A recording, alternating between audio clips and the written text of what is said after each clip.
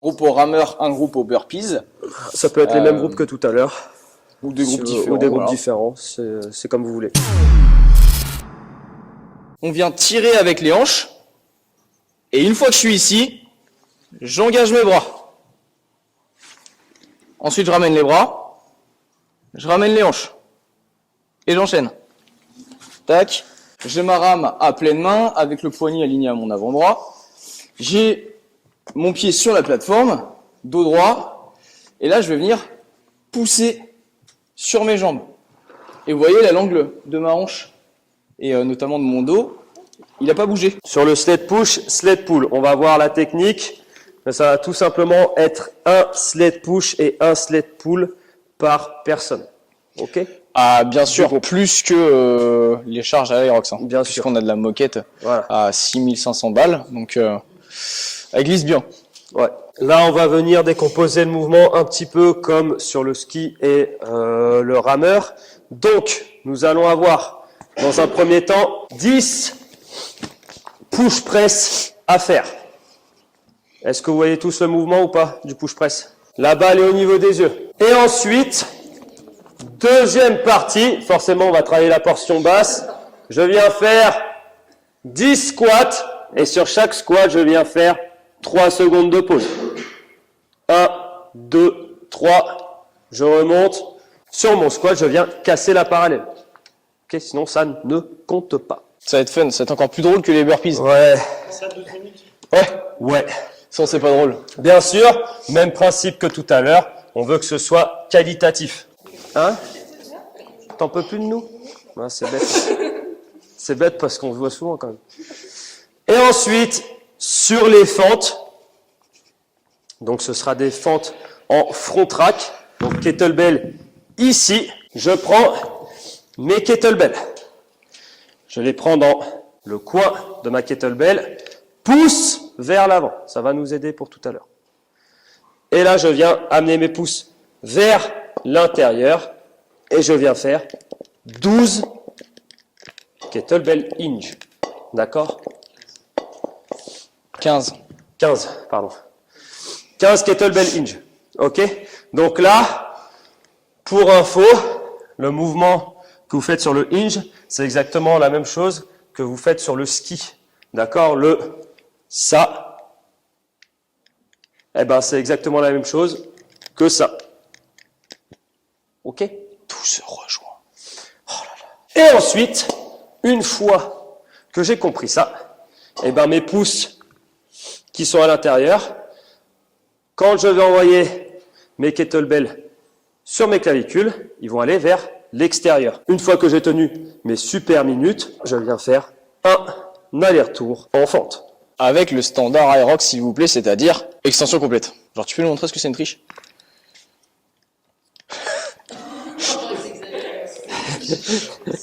Impeccable. Ouais, là, en plus, il va se niquer le dos. Donc là, on va avoir deux écoles.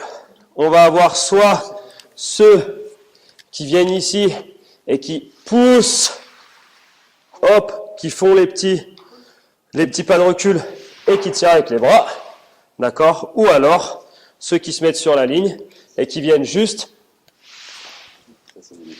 tirer avec les bras. À savoir que ceux qui tirent en mode je recule, forcément, ça demande beaucoup moins de force dans les bras. Il faut juste un bon gainage et maintenir les épaules vers l'arrière pour éviter de se flinguer.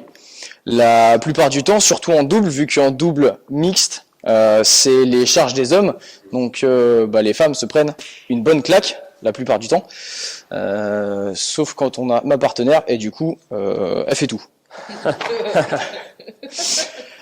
Du coup, voilà, et c'est pas la plus efficace, c'est pas la plus rapide. Si on veut vraiment gagner du temps, c'est la deuxième qu'il a montré, c'est-à-dire je viens là, je tire fort et là, j'amène au niveau de ma poitrine. Je prends là et je tire.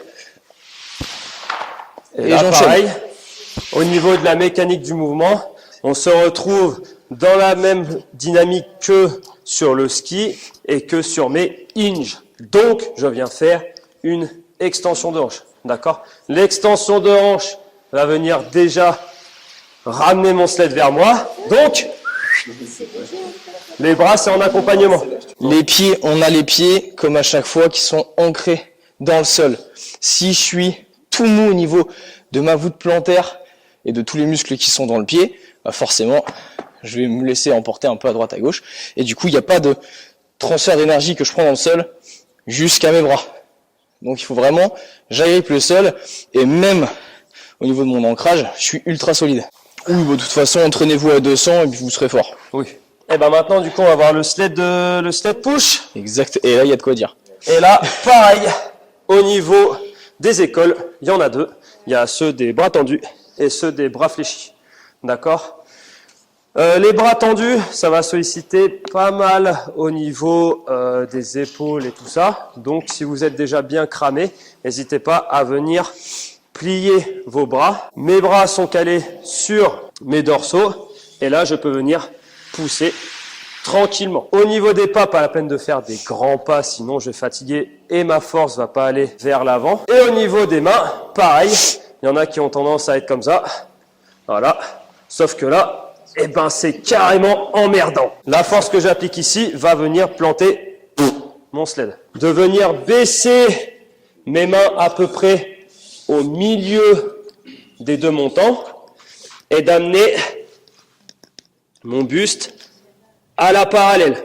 D'accord? Et comme ça, je sais que tout est dans les bonnes conditions pour amener mon sled vers là-bas. Puisque toute ma force et toute l'énergie va aller par là. Si je préfère l'école des bras tendus, eh ben dans ce cas-là, je fais bien attention de venir bras tendus et de ranger ma tête dans mes épaules.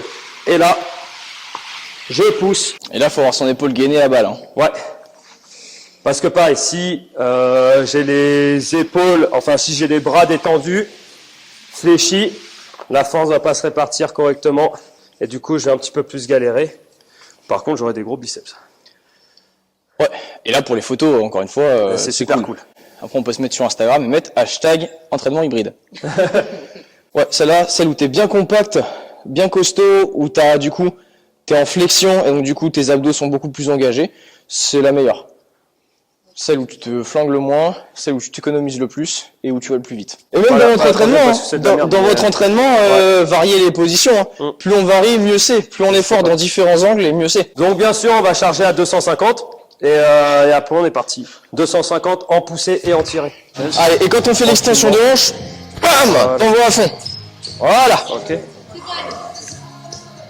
Ça va au niveau des genoux là-dessus? Super. Ah, tu vois, il avance bien. Allez, donc là, tu viens de choper moitié de tube, buste pareil au sol et des petits pas. Et pareil, là. Voilà. Impeccable. Allez, enfonce le buste dans tes épaules. Dès qu'on commence à ressortir la poitrine et à la mettre à la verticale, là, direct, on perd son gainage et on prend tout dans le dos. Et oui, parce que qui peut le plus, peut le plus. Allez, enfonce le buste dans le sol. Voilà. Le regard. Essayez de pas regarder l'arrivée parce que du coup, si on regarde l'arrivée, on cambre ici et on cambre au niveau des lombaires. Je regarde le sol et je sais que dès que j'arrive à 2, là, je peux commencer à relever pour regarder où je vais.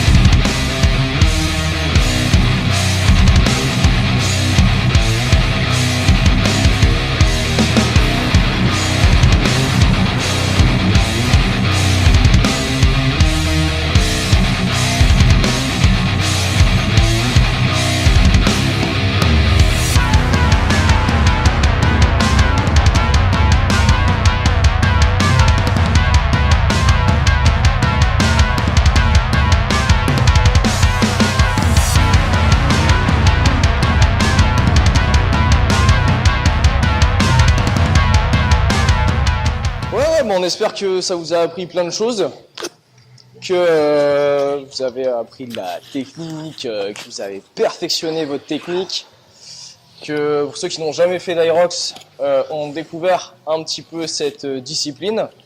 Du coup, ils ont envie d'en faire. Du coup, effectivement, ils ont envie d'en faire. C'est quelque chose qui est accessible à tous. Oui, c'est dur, mais comme quand je veux faire un marathon, c'est dur. Mais voilà, c'est quelque chose qui est accessible à tous et c'est très cool. Puis comme on vous l'a dit, vous avez tout le temps pour le faire. D'accord? C'est pas, y a pas une limite de temps. Donc vous allez à votre rythme. D'accord, c'est pour ça aussi que c'est autant accessible. Ok, comme vous l'avez vu, les exercices sont à la portée de tout le monde. On refera des training camps comme ça, que ce soit sur Hyrox, parce que c'est une discipline qui est fun, ou sur plein d'autres thèmes, que ce soit l'haltéro, la gym, Ou la course à pied. La course à pied. Pour préparer un Hyrox, on a un entraînement spécifique. C'est quand même mieux pour se préparer. On propose du coup une programmation Hyrox de 12 semaines, qui est un minimum de temps pour préparer sa compète au top du top. 12 semaines, et donc du coup, pendant que vous étiez en train d'en chier, vous avez tous reçu un petit texto avec un code promo qui réduit de 70 balles le prix de la prog, que vous seul avez accès. C'était super cool de vous avoir. Franchement, vous étiez un groupe top. Vous vous êtes bien amélioré sur tout ce qu'on vous a proposé, etc. Même la course à pied. Donc non, franchement, c'était cool. J'espère que vous aussi, vous avez bien aimé cette journée-là. On a tout fait pour que ce soit agréable. Donc j'espère que vous avez passé un bon moment. Yes. Bravo à tous. Bravo à tous. Vous avez bien bossé.